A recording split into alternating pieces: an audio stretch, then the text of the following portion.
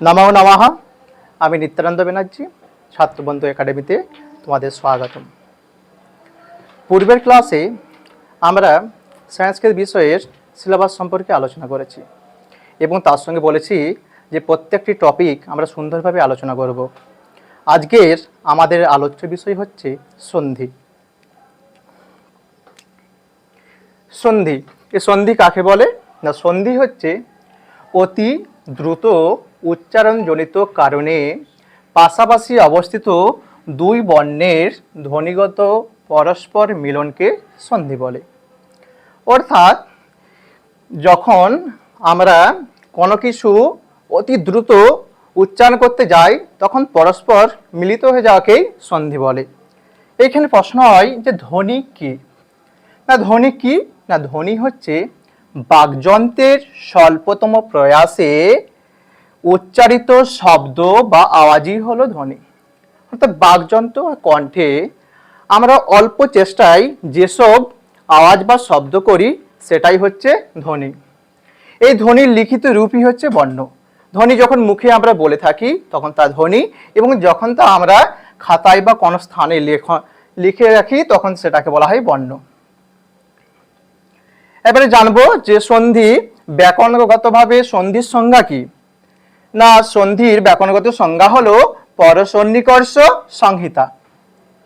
অর্থাৎ যখন দুটি বর্ণ অত্যন্ত সন্নিহিত বা সামীপ্য পাশাপাশি হয়, পরস্পর মিলিত হয়ে যায়, তখন তাকে সংহিতা বা সন্ধি বলে। যেমন দেব ও আলয়। দেব একটা দেবেশ, যে দেব ও আলয় একত্রিত উচ্চারিত হয়ে হচ্ছে দেবালয়। এরপরে আমরা জানব যে সন্ধি বা সংহিতার প্রয়োজনীয়তা বা গুরুত্ব। সন্ধি বা সংহিতা জানবো কেন না? সন্ধির প্রয়োজন হচ্ছে শব্দ গঠন। কোনো কিছু শব্দ গঠনের ক্ষেত্রে সন্ধির ভূমিকা অত্যাবশ্যক। এবং এছাড়াও সন্ধির ভূমিকা হচ্ছে শব্দরূপ, ধাতুরূপ, প্রত্যয়ান্ত পদ গঠনের ক্ষেত্রেও সন্ধির ভূমিকা অত্যন্ত গুরুত্বপূর্ণ। এছাড়াও ধাতুর সঙ্গে উপসর্গের যুক্ত ক্ষেত্রেও সন্ধির ভূমিকা খুবই প্রয়োজনীয়। এছাড়াও সমাসবদ্ধ পদের ক্ষেত্রেও সন্ধির ভূমিকা অত্যাবশ্যক।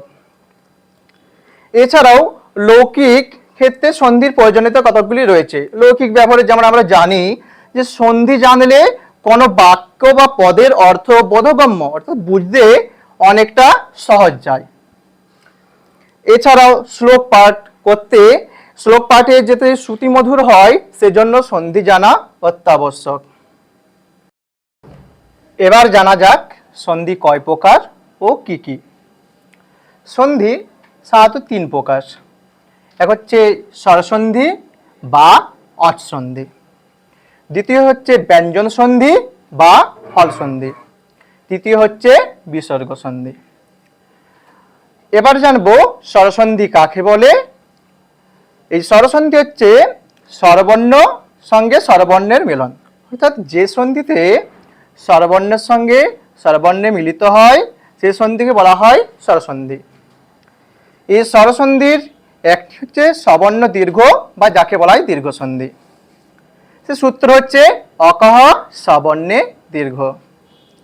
সবর্ণ বলতে কি না? সবর্ণ হচ্ছে অ এবং আ, হস্যই এবং দীর্ঘই, হস্যু এবং দীর্ঘ, রি এবং রি, এরা পরস্পর সবর্ণ। এদের মধ্যে যে সন্ধি হয় সেটার দীর্ঘ হয়। এবার জানা যাক যে দীর্ঘ কিভাবে হয় না? অকার কিংবা আকারের পর যদি অকার কিংবা আকার থাকে উভয়া মিলিয়ে কি হয়? দীর্ঘ অর্থাৎ আকার হয়, যা পূর্ব বর্ণের সঙ্গে যুক্ত হয়। যেমন হিম যুক্ত আলয়, হিমালয়। এখানে হিমালয় কি হচ্ছে না? এখানে হিমের ময়ের যে অ এবং আলয়ের আ উভয়ে কি হলো? দীর্ঘ হয়ে হলো আ, অর্থাৎ তা পূর্ব বর্ণের সঙ্গে যুক্ত হয়ে হয়েছে হিমালয়। দ্বিতীয় হচ্ছে হস্য ইর সঙ্গে দীর্ঘ ই, এবং তারপরে যদি হস্য ই বা দীর্ঘ ই থাকে উভয়ে মিলিয়ে কি হয়? দীর্ঘ ই, যা পূর্ব বর্ণের সঙ্গে যুক্ত হয়। যেমন গিরীন্দ্র, গিরি, গিরির যে হস্য ই এবং ইন্দ্রের হস্যই উভয় মিলে কি হচ্ছে দীর্ঘই, যা গিরীন্দ্র। হস্য উ পরে যদি দীর্ঘ উ তার সঙ্গে যদি হস্য উ বা দীর্ঘ উ উভয়ের মধ্যে মিলন হয় তখন কি হয় দীর্ঘ উ। দীর্ঘ উর কি, যেমন বিধু, বিধুর যে হস্য তার সঙ্গে হস্য উ, এদের উদয়ের হস্য উ মিলন হয়ে কি হয় বিধুদয়। এরপর থাকছে রি, রি বা লিয়ের পরে রি বা লি থাকলে উভয় মিলিয়ে কি হয় ডবল রি বা দ্বিত্ব রি বলা হয় যাকে। যেমন পিতৃ, পিতৃর যে রিকারের সঙ্গে ঋণমে রিকার উভয়ে মিলিয়ে কি হয় পিতৃ ঋণম। এর পরবর্তী ভিডিওতে আমরা দীর্ঘ সন্ধি এবং বৃদ্ধি সন্ধি সম্পর্কে সুবিস্তারিত আলোচনা করব। আজকে আমাদের আলোচ্য টপিক হলো পার্ট 2 এর সংস্কৃত ব্যাকরণের সন্ধিভাগ।